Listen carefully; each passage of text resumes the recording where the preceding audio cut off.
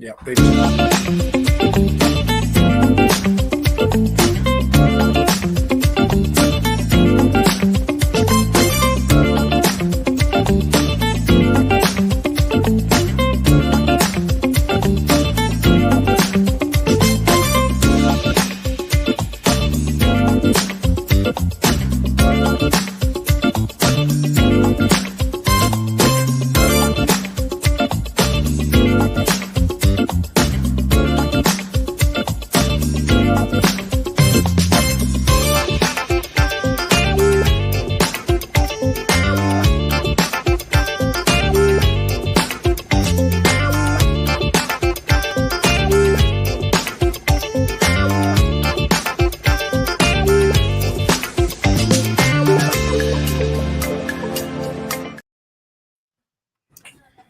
Hello and welcome to First Impressions. So this is our 6th episode, and this is a show where my co-host Dash Hooper and I look at a brand new album that we've never heard before. So we have a few rules. First, it must be an album we've never heard. Second, we're only allowed to play it once. And after that, we rate it using a variety of categories. Before we started, we both picked 10 albums from any time and any genre. And the 5th album we're going to be looking at today is a long one, a big one, Songs in the Key of Life, the 1976 album by Stevie Wonder. So how are you doing today, Dash? I am doing excellent. How about yourself? I am doing well. And I just realized something. This is 2 1976 albums in a row. Yeah. So just me and my aversion to the 70s, I'm like, you will learn to accept the 70s and perhaps even love them. So it's like, okay, because I think 2 70s albums in a row, and then the next album we're going with is also from the 70s. So we're getting a healthy dose of the 1970s, but different realms of the 70s, because of course, when we're looking at the Blue Oyster Cult, that's a much different 70s than you would see with, Stevie Wonder. So it's both 1976, but probably much different received albums when it comes down to it. I just realized last week we were talking about that. You're like, man, I'm just not a fan of the 70s. And we seriously, we're like our next 2 or this one and the next one are 70s all as well. So yeah, so I feel bad. I will learn to embrace the 70s, and it's kind of last week's album, this week's album. I realize, okay, it's not as bad as I like to put in my mind. There's some really great stuff, and Jethro Tull was a 70s one. So there's stuff, and I'm learning. And that's the beauty of this is, okay, you can think my preconceived notion is I don't like 70s, and you can listen and go, okay, you know what? I was wrong. There's some good stuff hiding in there. You just have to kind of dig through some of the stuff, like all the yacht rock. I can dig through that. I can never hear another yacht rock song. I will live a happy life. But there's other stuff besides just the yacht rock of the 70s. So I think that's kind of what my brain, when I think of 70s, that's where it goes to. It's just, that kind of yacht rock in that particular genre. So with this one, we're going with a big one, which is surprising that neither one of us have heard it before, because we're both music fans. And if you go through, all the music polls that they run in different times and different publications, it's always at least top 50 album of all time, if not top 10 album of all time. And here I am having never heard it. And you call yourself a music fan and you realize there's just infinite music that you haven't heard that may be considered the best. Same thing with movies. You're a movie fan, you'll never see all the great ones. That is true. It's not enough time in any days of our lives to watch all the great and hear all the great music. So we're trying to remedy that by hearing some good stuff now. And this one, we always start with a little bit of history of the artist. In this case, we wouldn't say history of the band, because Stevie Wonder's kind of his own island. I mean, even though there were a lot of musicians that played on this, you think of Stevie Wonder, it's not, Stevie Wonder it's just Stevie Wonder. You think of him, you think of the harmonica, you think of him playing the piano, and there's always a band backing behind him. I mean, he's still out there touring. I think he's playing a show in LA next weekend, in fact. So he's still doing his thing. So it's great. You don't never have to retire. So a little bit about Stevie Wonder. He was born Steveland Hardaway Judkins, and he was born in 1950 on May 13th in Saginaw, Michigan, and he's a huge influential musician. You listen to this album, you can hear the influence all throughout. I hear this song, I'm like, okay, that one has a little bit of Prince. This one, I mean, there's one song, Coolio is all you're going to think of when you hear it, because if you're from our era, you hear that song, you hear the backdrop, and it's definitely all you think of is Coolio. And you hear his influence, kind of like when you listen to a James Brown album and you can hear all the hip hop albums that have sampled it. You can also hear the hip hop that sampled Stevie Wonder. So he was born prematurely and lost his sight shortly after birth. And one of the things you definitely think about when you think of him is the fact that he is blind. But despite that, he had extraordinary musical talent, even at an early age. And he actually signed his first record contract at age 11. So he signed to Motown at age 11. They called him Little Stevie Wonder. So that's where Stevie Wonder came from. And his first album came out in 1962. And he was 13 years old and became the youngest artist to ever top the Billboard Hot 100 with a song. So a pretty amazing thing to think that here he is, the age of students that I teach, and he's out there, making #1 records. It's just crazy to think, I have a 14-year-old at home, and to think that, by the time he was her age, he's already, multi-platinum artist. So just crazy stuff.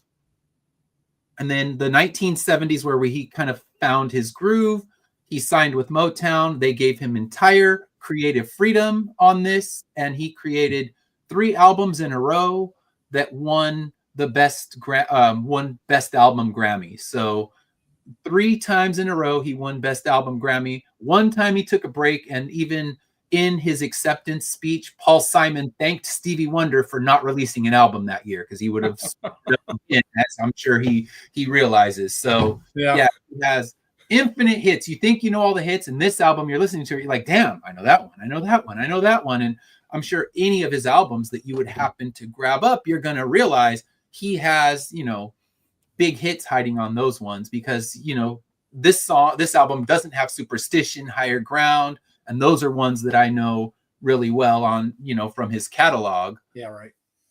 And then he's won through his career 25 Grammy Awards and a Lifetime Achievement Award.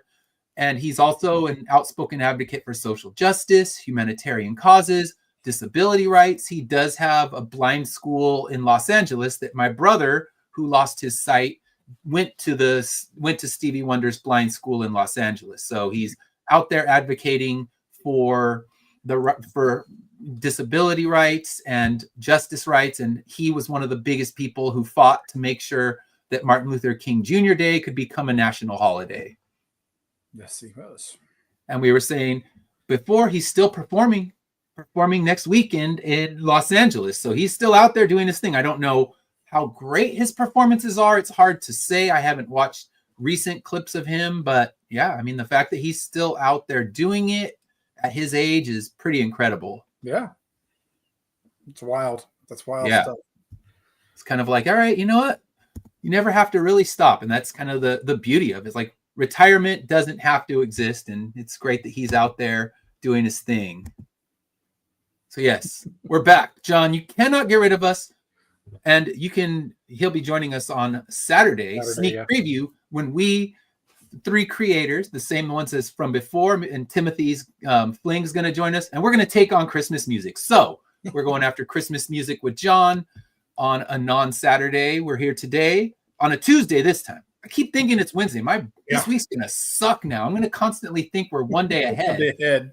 Third, I'm like, yes, it's Friday. Like, it's not Friday. So yes, it is not Wednesday either. So our little live on Wednesdays, it's a lie. We're here on a Tuesday because I have to do a performance at my school tomorrow. And that's, as a teacher, there's a few things you don't miss, and that's one of them. So guess what? We won't be here Wednesday, but from this point on, mostly we'll be here Wednesdays. We might have to shuffle things up again here and there if things come up, because when things come up, they come up. But glad you're here today. And let's talk a little bit about the album itself. As I was saying earlier, generally considered one of the greatest of all time. And it was released in September of 1976.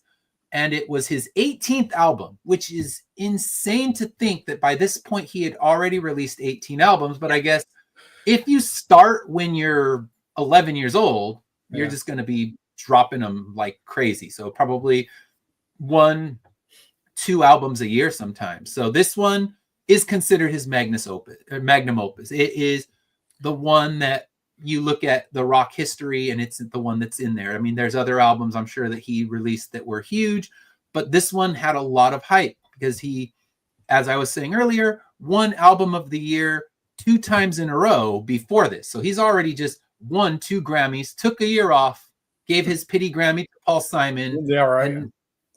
So and now he's putting out another album, but he was already thinking about quitting the music industry. And now you think, all right, he's young. Why would he quit? But after 18 albums, I mean, you would think, what more do you have to say? But he kept going through the 70s. I remember him from the 80s. I remember seeing him on MTV. So he just, dynamic and had no time, no stop, and just crazy to think. Yeah. So he had thought about quitting it and then changed his mind, signed a huge 7-album contract with Motown, and again was given creative freedom. They weren't going to step in. They weren't going to give him notes. They were going to let him do his thing. And I think that's probably one of the reasons he would sign that huge contract, if probably hugely lucrative as well. But he was out there and now released this double album, but not just a double album. It's a double album and a 4-track 7-inch because he couldn't contain it all on just one double vinyl album. So back then, this is the vinyl era. In the CD era, it probably definitely wouldn't have needed the 7-inch and might have been able to fit it on. It might have been a double album still, but you have 80 minutes when you play with a CD, where I think what's a vinyl give you, like 45 at the most. Minutes, yeah. Yeah, so he definitely maximized his 45 minutes for each one, but as a CD, he might have been able to get it into one and then maybe release some of the other ones as B-sides or something like that. Yeah. So this album, has a multiple ranges of genre. So you have R&B, you have funk, you have jazz, soul, pop, bits of rock in there as well, and all on one gigantic album. And Dash and I were talking a little before the show. It's a lot to listen to. It's a lot to process. And almost 2 hours. Almost 2 hour long. Almost 2 hours. And I write, like I've said before, I write extensive notes about every single song. So I'm covering pages and pages of notes just to try to talk about every song, knowing that there's no way I'm going to talk about every single one. But yeah, it's a dense album. It's got a lot of stuff. It had Isn't She Lovely, which is, kind of a staple radio hit. Also kind of like Don't Fear the Reaper. It's been used in a lot of movies.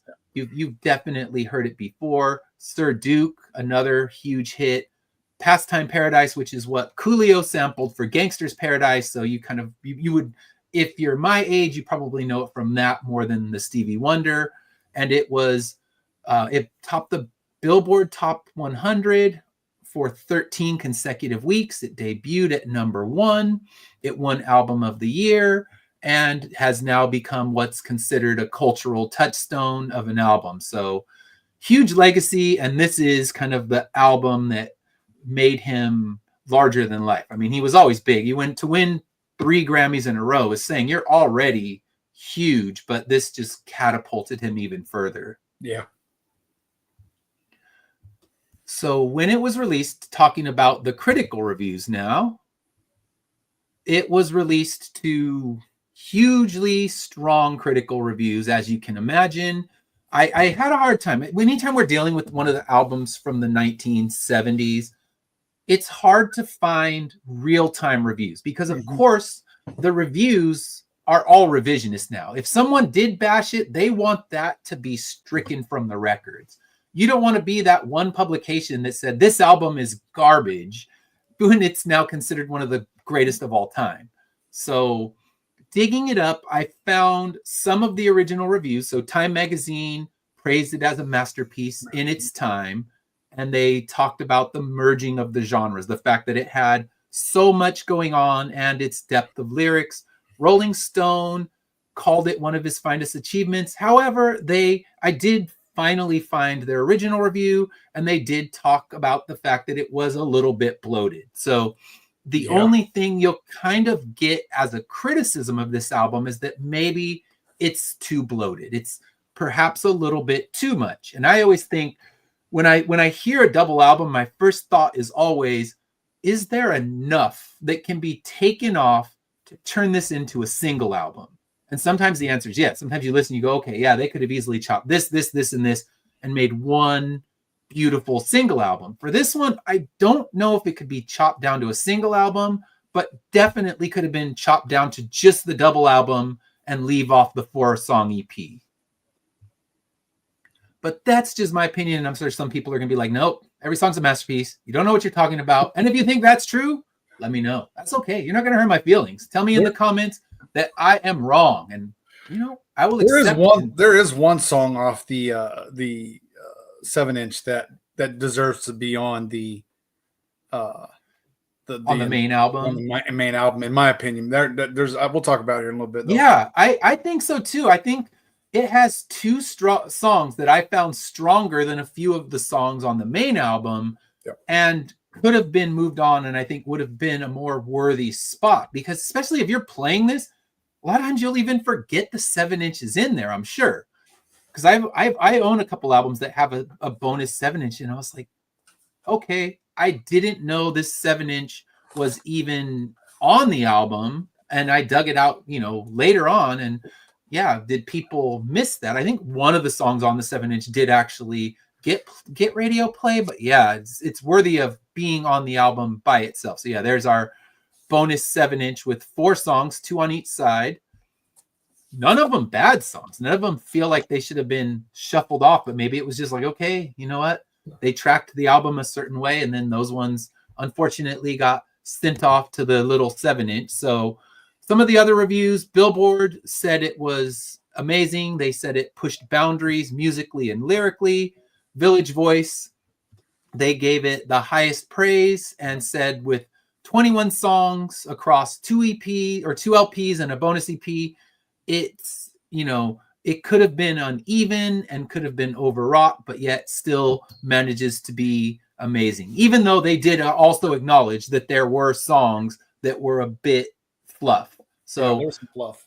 I think any of the critics, especially if we were able to dig up those real-time reviews, I think a lot of those critics would agree that it is not just, a no-skip kind of album. I mean, it's vinyl, it's harder to skip, but it's not, there are moments that could be shortened and make it a tighter album overall. I think my thought is just double album, it still warrants that, but the EP, they could have easily trimmed off 4 songs from it and given those the proper spot on the album. And even the EP probably could have lost 1 song. So really there's 3 songs that deserve to get moved over, 2 especially. But yeah, it's big. It's a lot to go through. And both of us played it. I think I played it my first time, took my notes and played a few of the songs over again. So yeah, it debuted at number 1 and won the Grammy of the Year. So a lot of huge impact as soon as it first came out. So yeah, a lot of history on this album. I think this one has the biggest history of all the ones that we've talked about, just because none of the other albums that we've looked at are considered greatest of all time.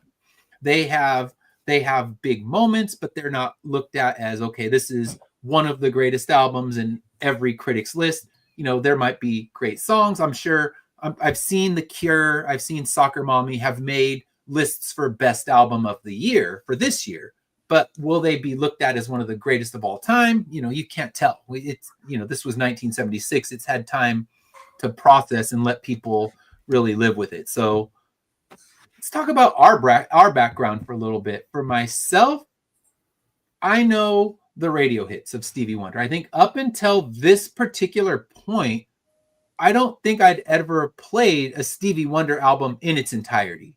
I mean, there's certain songs you just know. You may not have ever owned them. You may not, have a family member who owns them, but they are just part of the culture. And some of the songs on this album would fit that.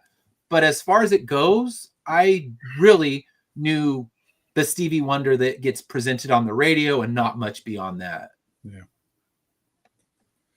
Pretty much the same. Like for me, it was same thing. You know, you're sitting there, you finally get your first boom box, and you get your blank tapes, and you're just waiting for the Stevie Wonder songs to play. And that's for me, you know. So I never had a full album of him, even I never had a full cassette or CD because I just like certain songs by him. You know, Part Time Lover. I Just Called to Say I Love You. I learned to play that on the piano. Okay. I just called, so I have a little bit of back, but yeah, for the most part, at this time, about the time that I was really getting to like, I mean, I was more into the rock and country because my brother was a rock and roll and my sister was a country fan. So I was stuck in between them. But yeah, my background for the most part, like you, is just what I heard on the radio. That's what I knew of Stevie Wonder. And then, you know, We Are the World, seeing him part of that. And then the other things that he did with Dionne Warwick, Elton John, and them. So that's what friends are for. That's all I know pretty much of Steve, other than obviously seeing him on TV. Like you said, he was always a Grammy mainstay for the award shows. So, yeah.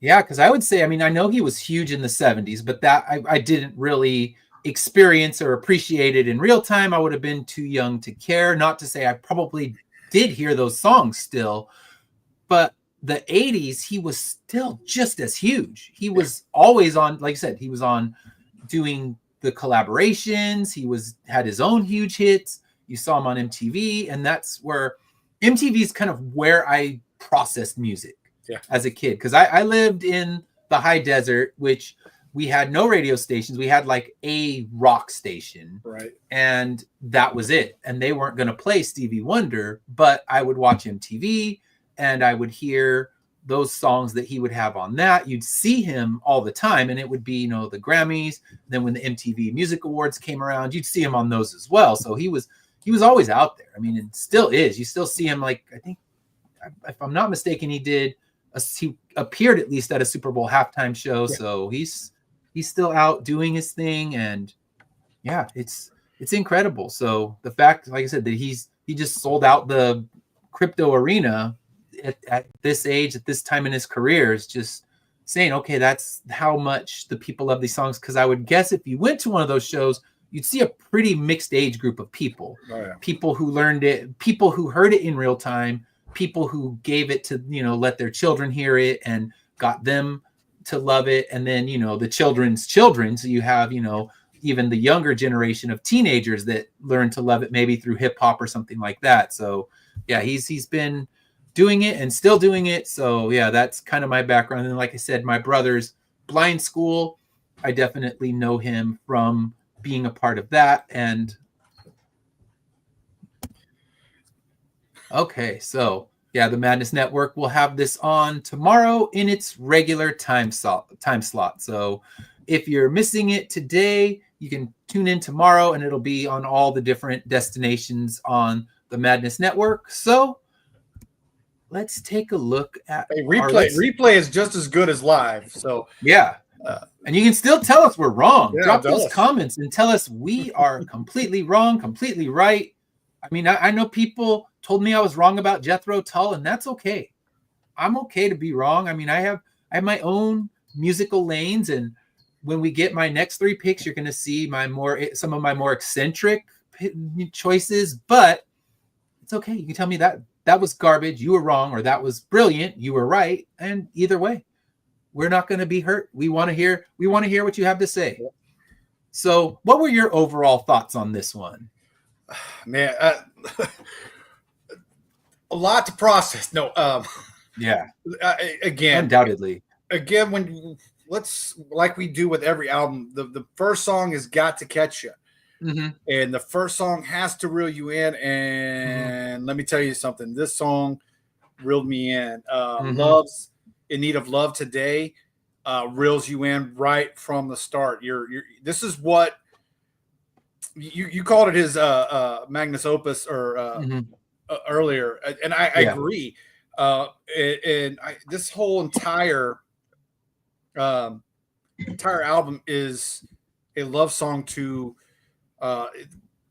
him and like you called it his he's very into making sure that everybody's taken care of.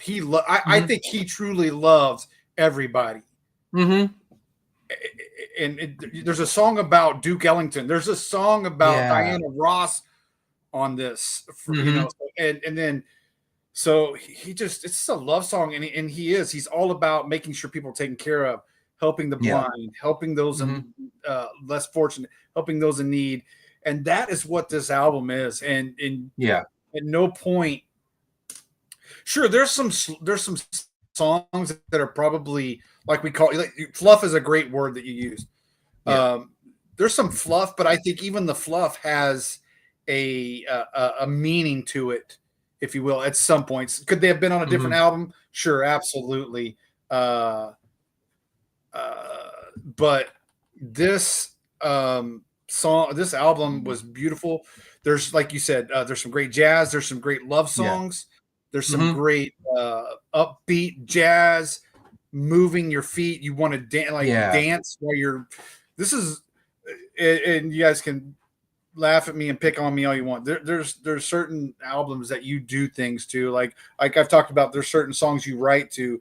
There's certain songs that you run to. This is where you can just sit there and clean house, do chores, and you're just, and it's going to keep you. Yeah, it keeps moving, and when it does hit a lull, he finds his way back up. It's kind of like you're feeling like, all right, it's dragging a bit, and Pops is saying people walk through the halls at school singing these songs. So yeah, I could imagine that.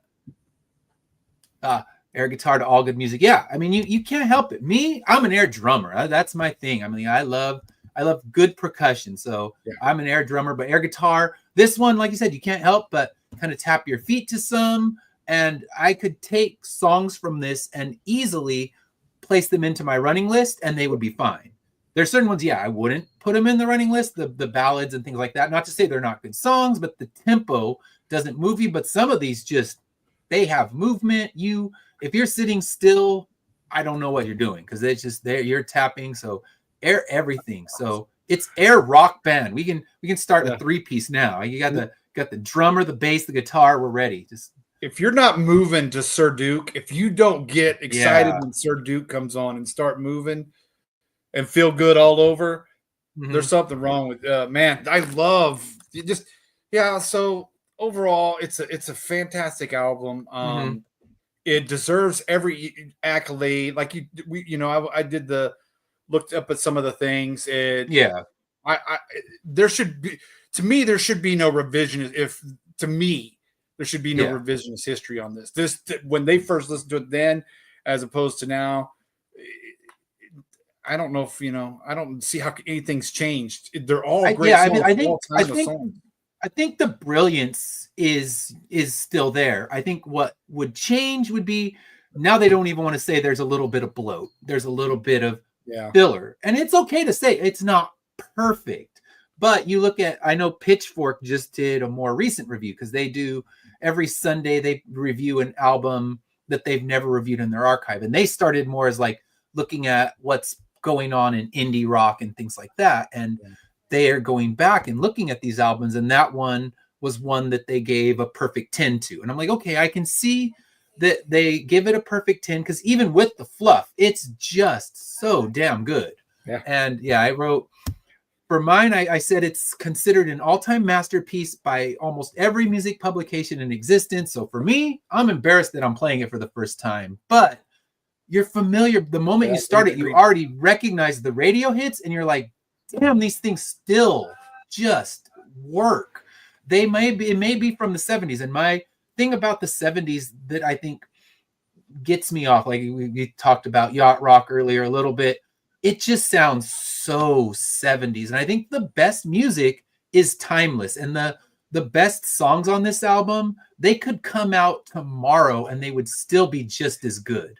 They don't date themselves. They don't live in a time capsule. They live in a timeless area where you could put it out tomorrow. If one of the major artists of today put out Sir Duke tomorrow, you're still going to say that is just a good song. Not, oh, that song's so good, but it sounds like the 70s. No, there are pieces of this album that definitely sound like the 70s. But overall, it just feels timeless. It feels strong. And it's just a whole spectrum of his life. We have his faith, his childhood, his lovers gained, his lovers lost, the birth of his daughter, his social justice and the social commentary. Everything is in there. It's all of his thoughts, feelings, loves, hates are all packed into this album in such a way that it's just like, here you're going to spend the next, 45 minutes per side, and you're going to get a journey through the life of this person, but it's the life of all of us. We've all gone through these things. If you've held your child for the first time, you can't help but feel that song. And if you've, lost a love, you can't help but feel some of those songs. If you're deep in love, you feel the other ones. He goes through it all. And it's just certain songs. It's funny too, because I thought, oh, I'm going to dismiss this one, but he has such great chorus writing and the bridges are so strong. You're just like, damn, you brought me in. It won me over. And that's kind of where this album was, where I'm just, every song I'm thinking, all right, maybe this one's not the one. And there's still a few that aren't the one. And we'll talk about those when we get to our next part. But overall, I mean, most of the songs were able to pull me in by the end. And like you were talking about, the opening is so strong. And we talked about that. Jethro Tull, in the album we reviewed, that was the greatest failure, was that it opened so poorly and so weak that you could have thrown that song somewhere else. And it's not to say that the album failed because of it, because there's some songs that grab you right back in, but this one, it doesn't let you off the hook. It starts so strong with its first two, and I would argue it ends just as strong. Like the beginning and ending for the album is just brilliantly sequenced. And it's hard to say things because, neither one of us are rock critics, but we just go by how it makes us feel. How do we feel this album? And definitely it sounds like we're both in the same way. Like you can't help but tap your toes. And everyone in my family was sitting in the living room as we're playing this one. And some of the times they're like, yeah, I'm gonna go in the other room. I don't want to hear, whatever it may be. But this one is like everybody's just kind of, that's kind of bobbing your head, tapping your toes, because you just can't help it. And he's just such an amazing artist that now I need to explore more of his albums. I need to go through and look. It's okay. He's got more good stuff. Now I need to kind of dig deeper into his catalog. Start from the beginning and work my way back up now. Yeah, I know. It's kind of like the fact that this is album 18. It's like, it's a dense catalog. We got a lot of catching up to do, but I mean, I think it'll be worth it. And we'll find some we love, some we feel different about, but overall, it's worthy of exploration. So let's talk about our favorite tracks from this one. So what's your first one? Oh, starts off. I love the first track. I love Love is the Love is in Need of Love Today. Yeah, because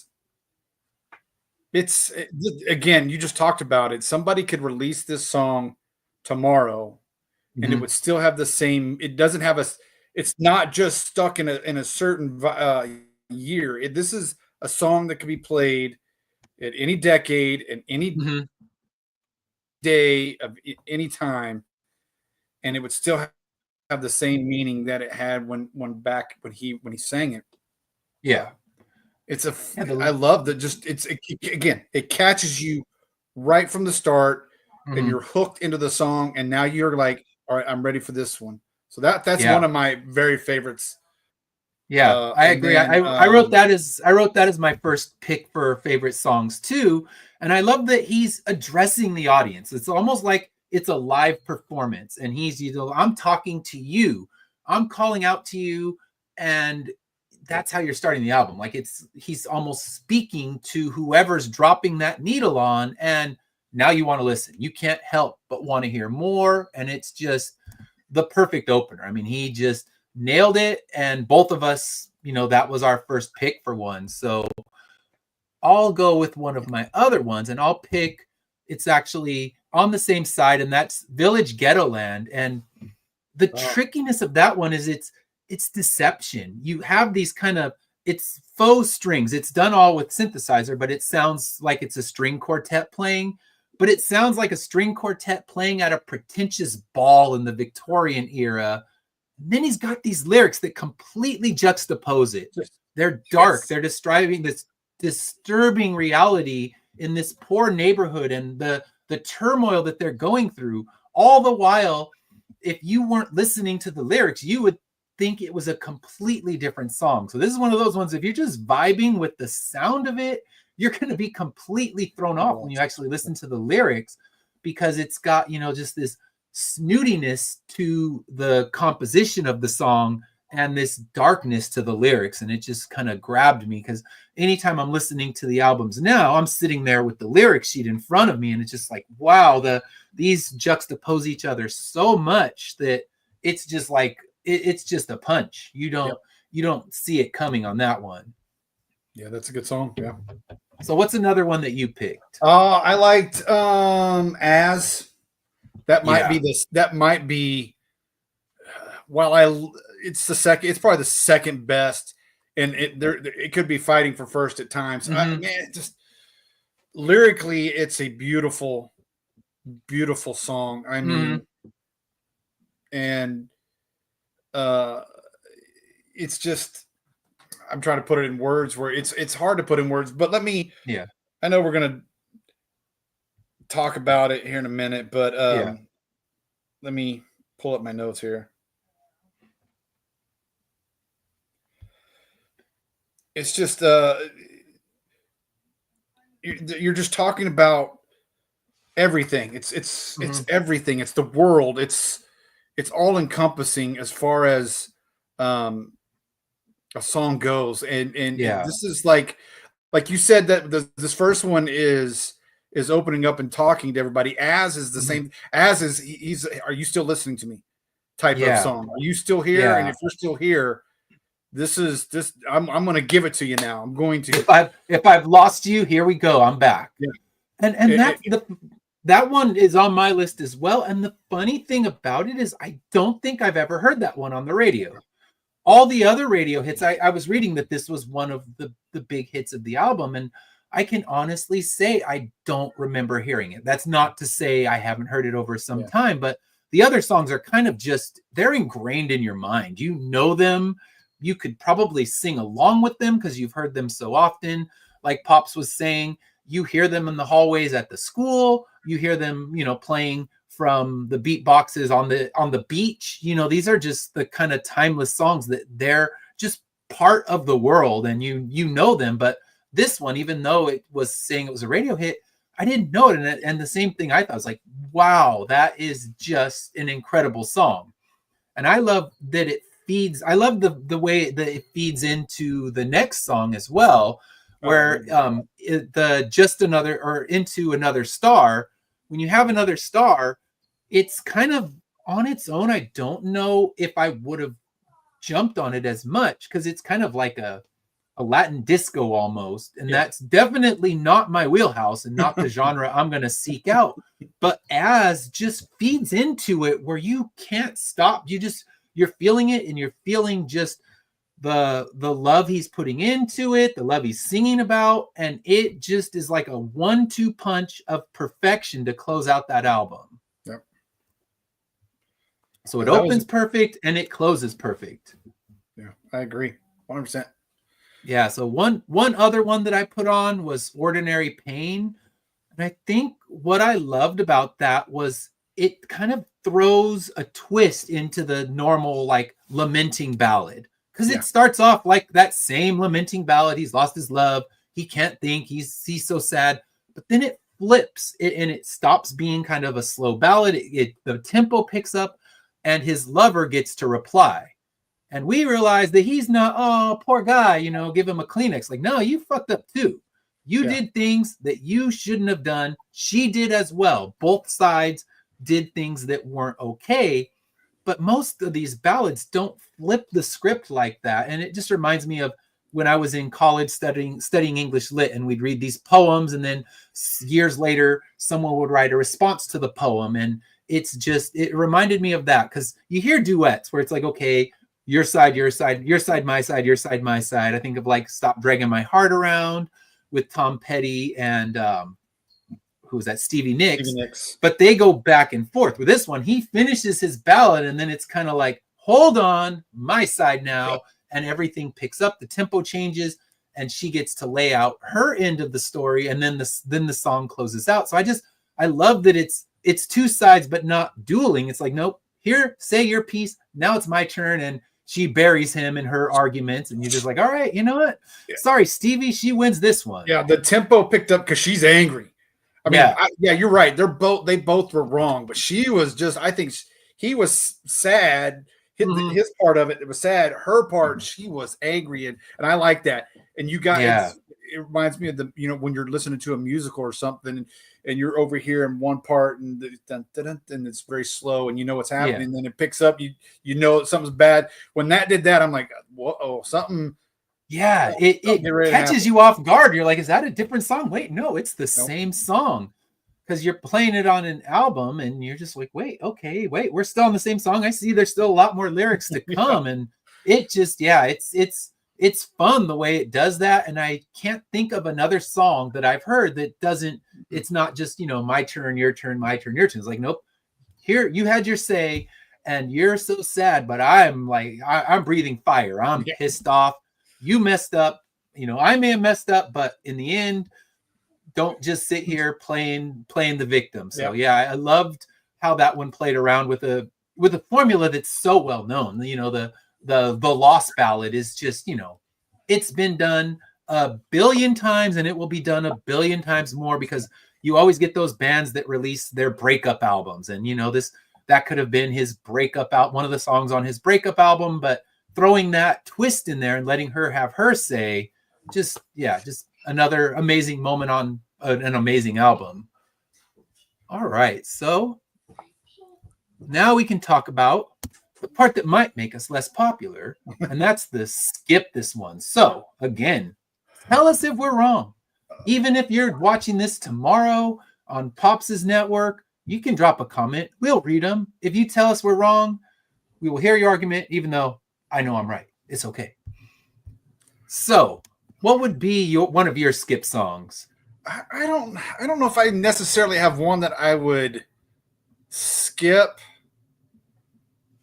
Like I said, there was some fluff. Like, it's probably going to get me in trouble. Like, I didn't even know where Coolio got it until we got this album.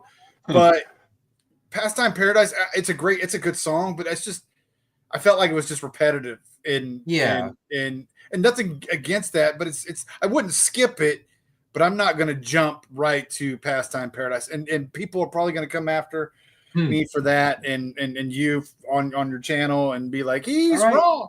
It just I mean, Coolio. Yeah, I can honestly say I kind of like what Coolio did with it. Yeah, it's got a little more life to it. Not to say Coolio's better.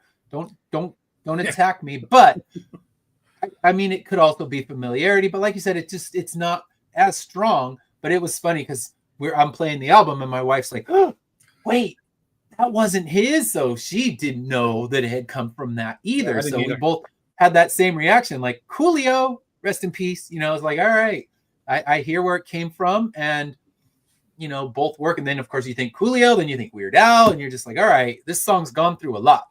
Yeah. And I don't know. I don't know if it's a skipper, but it's definitely not one of the strongest. Maybe we can say, instead of skip, move to the 7-inch. So we're going to take some songs from the 7-inch. We're going to shoo those over, and we're going to take songs from here and move them to the 7-inch, because some of the 7-inches have stronger songs, because I know I really liked Saturn on the 7-inch. Saturn, beautiful song.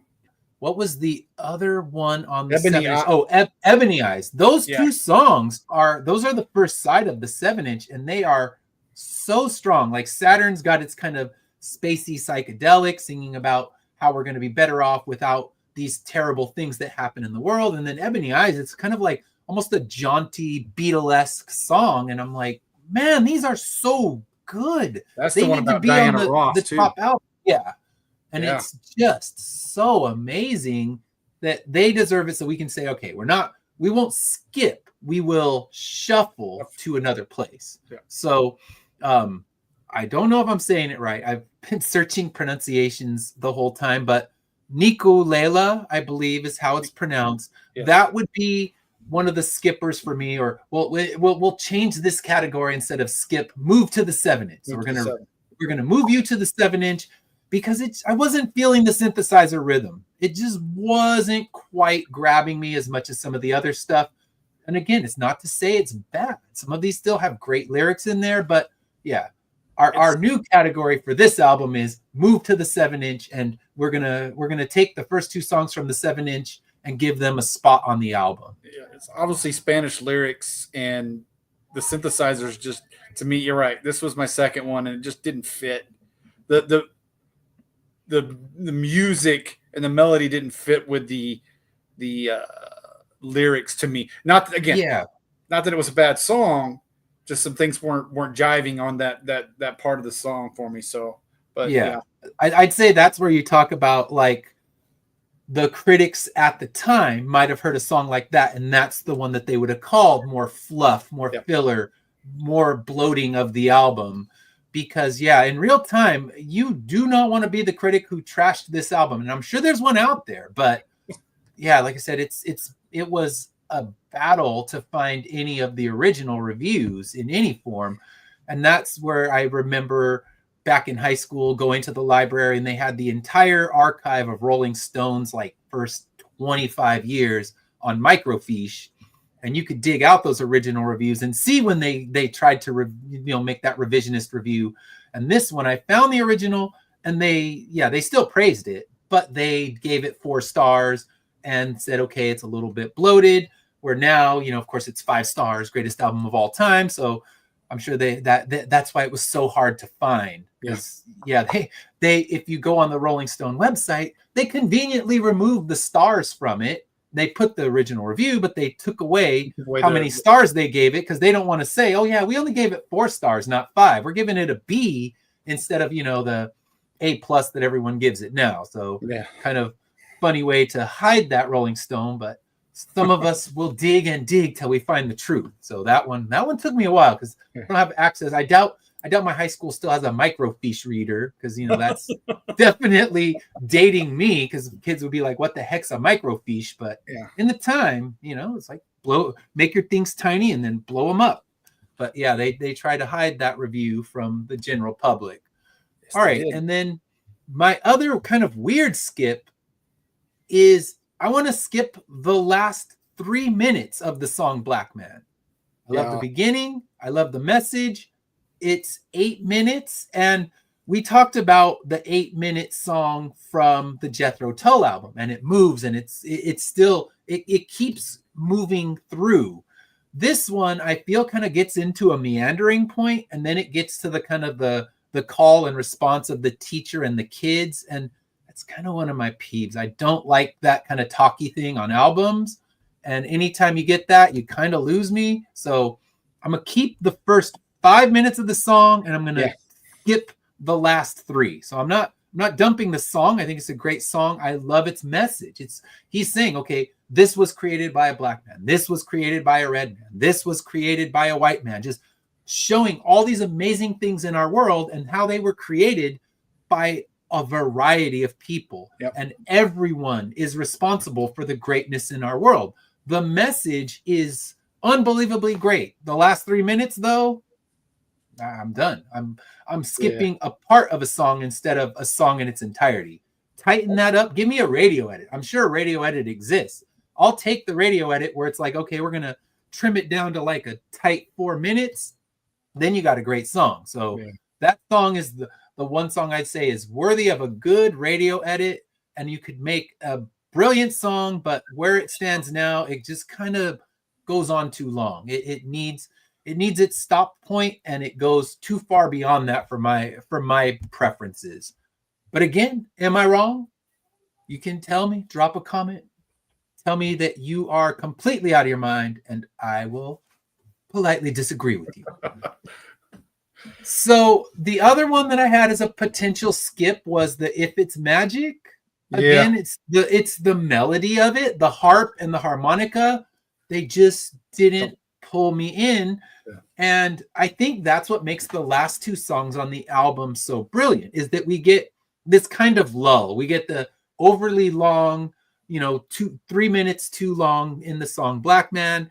If It's Magic's kind of like it takes the tempo down, and he plays with the tempos the whole way through. It goes up, it goes down. It never locks you into one place too long. And that's one of the brilliant things about the album is it's not, okay, we're just gonna coast on one plane. Like I love the Soccer Mommy album, but it kind of it lives on one direction. It's mostly the soft. It has a couple songs that break it, but for the album it works. But for this album, it's moving the tempos back and forth. And this one, I feel like we hit kind of a lull in the album, but then it goes to As, and then it goes into Another Star, and you're just like, damn, you got me back 100%. I'm here for this. And now you've closed it out, and I'll forget that If It's Magic exists. If I'm playing it on Spotify, that's definitely not going in my running playlist. But I wouldn't say that any of the songs we would say are skippers are necessarily bad, but now it's, we've reformatted it. Move to the 7-inch. 7-inch, yep. So we're moving these to the 7-inch, and we're bringing in those. I mean, 2 songs absolutely worthy of being full album cuts. Those first 2 on that 7-inch. So, yeah.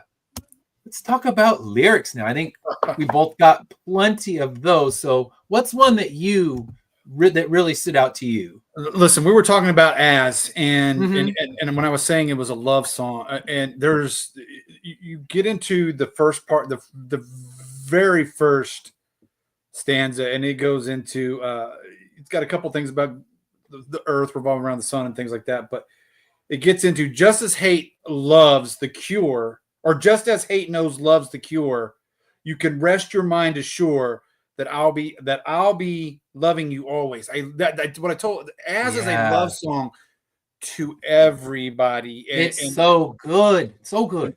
And he said, it's what I said. If he lost you with It Is Magic, then he got you right back here. And you're 100% back in as soon as that song gets going. It's a gut punch. It's so good. It's a gut punch, and you're just like, oh, I love it. And then it goes into until the ocean covers every mountain high, always. Until the dolphin flies and parrots live at the sea, always. Until we dream of life and life becomes a dream. I'm done, dude. It's so good. I mean, and I picked those same lyrics, and honestly, it is one of the best written choruses that there is. I mean, like I said, it's such a punch, and you can see, like, when you start listening to this, you're like, damn, I can see why. And it's just not the kind of album that would have been playing in the background of my house when I was younger, but man, it's something I'll make sure my kids get to hear it and enjoy it, and actually know who this is, because it's so good, and it's just such a strong 1-2 punch to close it out. And we could have picked multiple lyrics just from that song. So I picked one from the next song, Another Star, and it says, woe for you, there might be another star, but through my eyes the light of you is all I see. So again, it's just like that everyone's been in that kind of love before, and hopefully you stay in that kind of love if you fall into it. And you can always just think like the light of whoever he's singing to is just always going to be there for you. So just beautiful love lyrics. That's why he's been doing it for all these years, and we're just here talking about it. I know you guys can't, and it probably won't focus, but the list of the lyrics to As are let me see. I got the big lyric sheet. So let me pop it up for us. Yeah, so here it is. It is. Yeah, let's see. We're got all of these here. Just massive, filling up a book-sized lyric sheet on two full pages. And that's it's a beautifully packaged album. If you haven't bought it and you're on the fence, buy the vinyl. It is just beautifully put together. You get the 2 full albums, you get the 7-inch, you get this, massive full-size lyric sheet, and just you can't beat it. It's one of the newer releases that I picked up that's done in the 180 gram vinyl, so it also sounds pristine. But you you can't go wrong picking this one up because you can just sit there and read through his amazing lyrics song by song, and even some of the songs that maybe the melody didn't grab you, like a couple of our throw them onto the 7-inch songs. You read the lyrics and you're like, okay, these lyrics are still hitting. It's just, yeah, that you throw in that kind of synthesizer-y song, and there you go into my 70s thing. It's like, oh, that's a bit too 70s, almost too 80s, and that's something when the synthesizer took over, I kind of started checking out on a lot of the music that was going on. So, and that's the beauty of this album. It's not a synthesizer album. If it were, we wouldn't be talking about it as one of the top of all time. It's got a synthesizer song, but then it throws it this way. Then it's got a funk, it's got a soul, has kind of psychedelic rock, whatever you want. You're going to find some piece of it on here, and you're going to hear, wow, that sounds a little bit, I can hear the Prince from that one. I can hear where Michael Jackson picked up pieces of that one. So you can hear where these influences are all over the map. So absolutely. Yeah, so I also Love's in Need of Love Today. We've talked a lot about how great that song is, where he says, the force of evil plans to make you its possession, and it will if we let it destroy everybody. So he's talking to the people, and he's saying, don't let hate rule you. Love needs love. And yeah, it's just, kind of bringing in the feelings of the first two songs. You definitely hear a lot about his faith and his belief, and it's there, and then it changes, and it's just then it moves into talking about in the village ghetto land and just the terribleness of that. And you're just like, wow, he's gonna run the whole gamut in this album, and we're gonna get to hear about a little bit of everything from his life, from his experience. And I think that's what makes it such a timeless classic, is it's your life put into 2 hours. Yeah. All right. So I think again, we have a kind of easy one. Are we going to revisit this one, or are we sending it off to the used bin? So I guess, duh. I think I'll be keeping this one, and maybe skipping a track or two, but otherwise, yeah, it's some of these songs are going to get thrown into my running mix, and some will just get played, like you said, good studying mix, because the instrumentals, I think they're really strong, because they're just kind of upbeat. They have this good rhythm to them. And for me, when I'm writing, I always write to instrumental stuff. So anytime I discover some good instrumental music, it goes right in the mix. So some of these instrumentals are going to move right into that. Yep, agreed. It's even though there's some songs that I think are fluff, and even though there's some songs that I would move to like we said, shuffle down to the 7-inch, it's still a 5 out of 5 for me. It's a fantastic album. It's definitely going into the must listen to all the time. Like if you guys have been following any of our shows here, I have must listen to, will listen to, and probably someday I will listen to. Yeah. And this one is a revisit 100%. Yeah. Stevie killed it. It's every song, at least for some part, like you said, even the instrumentals mean something. You feel it. You hear some instrumentals and they're just like meant to be just background noise. These instrumentals, we got to fill a few minutes, so throw this instrumental in there, and these don't hit that category. But it was good. Even those, you're feeling it. You're feeling what he's feeling in the instrumentals. So 100% great. And revisit anytime.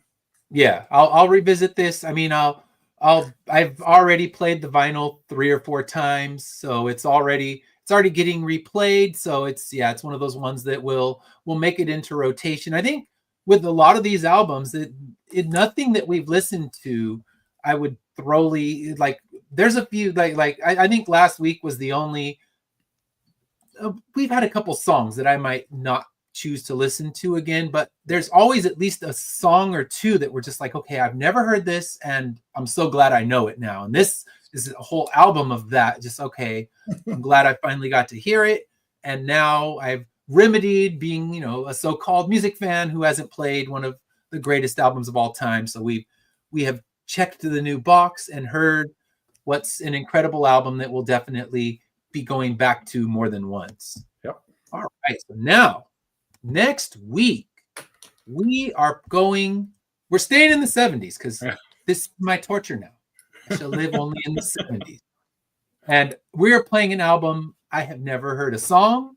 I have never heard. I mean, I may listen to it and be like, oh, I do know that song. But in my brain right now, I know the name, but I've never heard a song. And it's going to be Sundown by Gordon Lightfoot. And we're going to have our first special guest coming on to join us. And that's going to be Chuck Pinot. He is my editor. And he'll tear my book up. So I'm sure if he doesn't like this album, he'll tear it up too. Right. So yes, but he keeps me honest. I love working with him. So it's going to be fun to have him on. And I always get in trouble when I join his podcast. So hopefully I don't get in trouble this time. But if I do, hey, tune in, see what I do, and then yell at me for getting in trouble and tell me I've gone too far. Like last Saturday when we had a whole segment of bat nipples. Did I go too far? I don't know. You tell me. I think we went just far enough. The fact that we're talking about Christmas movies and we got on a tangent of bat nipples is still probably one of the best moments of 2024 for me. Agreed. Yeah. If you haven't watched it, you can go in, check out last week's live stream, our last Saturday morning comic talk. We go off the rails and it's beautiful. And you need to tune in. Go. And I'll be once Christmas break for me, I get 3 weeks off. Once it rolls around, I'm going to be spending a lot of time editing these videos, turning them into actual videos with chapter breaks. So you can skip right to the best parts. Yep. And I'm also going to be adding all of these to Spotify. Once we finish Gordon Lightfoot, I'm going to put the link to our Spotify playlist because that's going to be the first 6 albums that we chose. We have a special surprise that's going to be dropping on Christmas Day. It's been mentioned on this show, so it's an album that we've talked about, but we're going to be looking at it in its entirety, so stay tuned for that. We'll reveal it next week.